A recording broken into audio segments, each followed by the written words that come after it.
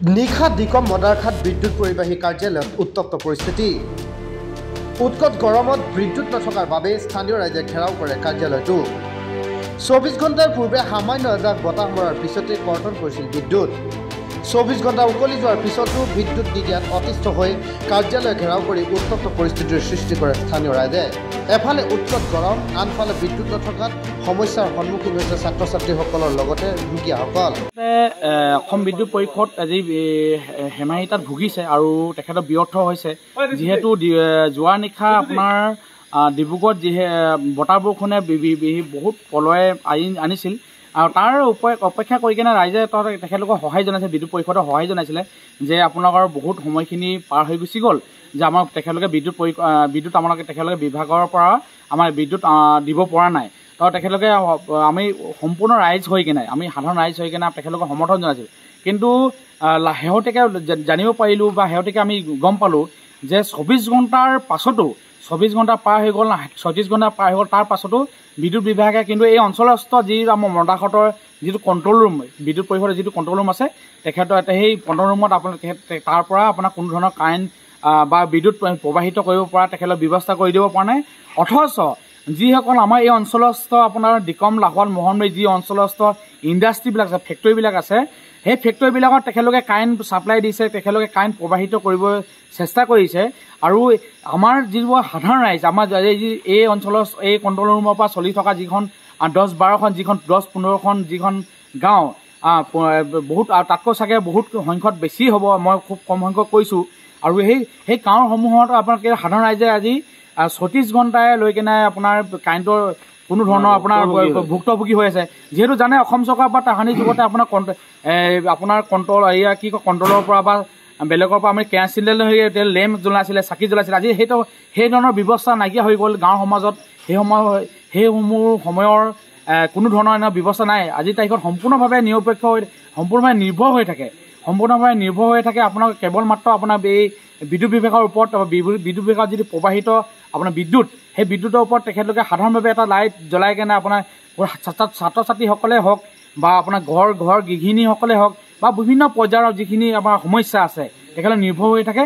কিন্তু এই নিৰ্ভৰবিলাক আমি দেখিব পাইছোঁ যে সাধাৰণ ৰাইজৰ যি সমস্যা, সেই সমস্যাবোৰ তেখেতক হেমাহিতাৰ চকুৰে তেখেতলোকে চায় যে আহিবলগীয়া দিনত আপোনাৰ যিসকল অৰ্থনৈতিকভাৱে তেখেতলোকক আপোনাৰ যিসকলে ঘোচ ঘাচ দি কিনে ইণ্ডাষ্ট্ৰীবোৰ চলি আছে আজিৰ তাৰিখত, অনা অসমীয়াৰ দ্ৰব্যপণ্য যিটো চলি আছে, সেই সেনেকুৱা ধৰণৰ ইণ্ডাষ্ট্ৰীবিলাকে আপুনি এই অঞ্চলত জানে, এই গোটেই দিকম, লাহোৱাল, মোহনবাৰী অঞ্চলস্থ সম্পূৰ্ণ অঞ্চলটো আপোনাৰ কমাৰ্চিয়েল এৰিয়া বা আপোনাৰ ধৰণৰ ইণ্ডাষ্ট্ৰীবোৰ আছে, ইণ্ডাষ্ট্ৰীবিলাকত তেখেতলোকে কাৰেণ্ট প্ৰবাহিত কৰিছে। কিন্তু সাধাৰণ ৰাইজ যি ভুক্তভোগী ৰাতি 11টা বজাতো আহি কেনে তেখেতলোকক প্ৰশ্ন কৰিবলগীয়া হৈছে।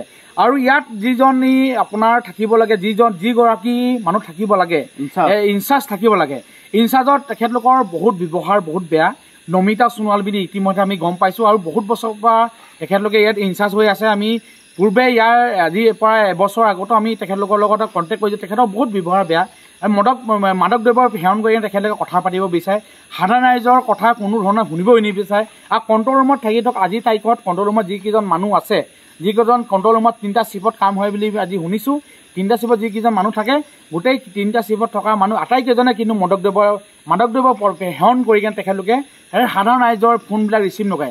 কণ্ট্ৰল ৰুমত যিটো নাম্বাৰ আছে, তেখেতলোকৰ যিটো ৰাইজৰ সেৱাৰ্থে যিটো নাম্বাৰ থাকে, যিটো আপোনাৰ জনসংযোগ থাকে, সেই নাম্বাৰটো তেখেতলোকে ফোন ৰিচিভ কৰে।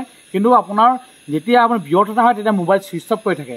আজি সেই সম্পূৰ্ণ আপোনালোকক সংবাদ মাধ্যমৰ যোগেদি সাধাৰণ ৰাইজ হিচাপে আমি জনাব বিচাৰিছোঁ, এই সম্পূৰ্ণ যি সমস্যা, ৰাইজৰ যি অসুবিধা, এই অসুবিধা একেবাৰে 100% নহ'লেও কিন্তু আহিবলগীয়া দিনত কিন্তু তাৰ যথেষ্ট সংখ্যক শতাংশ আমাক সকাহ লাগে। আৰু সেই সকাহ আপোনাৰ অসমৰ বিদ্যুৎ পৰিষদ লগতে ডিব্ৰুগড় জিলাত যি আছে, GM আছে, SDO আছে, যিহেতু এই ডিভিজন 2 আণ্ডাৰত এই আপোনাৰ মদাৰঘাট কণ্ট্ৰল ৰুম পৰে, সম্পূৰ্ণভাৱে তেখেতলোকৰ নিৰ্দেশনত তেখেতলোকে ৰাইজৰ সৈতে আপোনাৰ মাত মাতি তেখেতলোকে যদি সুবিধা কৰি দিয়ে, তেখেতলোকে আমি কাটৰ অনুৰোধ থাকিম। আমাৰ কালি ৰাতিপুৱাই লাইন নাই, মানে ধোঁৱা বতাহ আহিছিলে, কিন্তু আমি দেখিছোঁ ইমান গৰমত কষ্ট পাইছোঁ মানুহ, গোটেই কষ্ট ৰাইজে, সেইকাৰণে আমি মিলি আহিছোঁ। যে আমাৰ লাইনটো বনাই দিব লাগে, সেইটো কাৰণে আমি আহিছোঁ। কিন্তু ইয়াততো দেখিছোঁ যে লাইনটো বনাব তেওঁলোকে ব্যৰ্থ হৈছে। গোটেই দিনটোত দৌৰি আছে, চাই আছে, কিন্তু এতিয়ালৈকে একো কৰি দিবই পৰা নাই। কৈছে আমুকত বেয়া, তামুকত বেয়া, এনেকুৱাই কৈ আমাক মানে পালবাজি মাৰি আছে আৰু এনেকুৱাই আমি ব্যৰ্থ দেখি পাইছোঁ। সেইকাৰণে আমি গোটেই ৰাইজে আহি কিনে ইয়াত আজি ঘেৰাও কৰিবলগীয়া হৈছে। পান কৰে নেকি? তেনেকুৱাতো মই দেখা নাই, খালি যে মিছাকৈ ক'ব নোৱাৰোঁ, কিন্তু মোক বেলেগে কয় আৰু মই দেখা নাই, মানে নিজ চকুৰে দেখা নাই। যদি ইয়াত আপোনালোকে অভিযোগ দিলে কি কয়?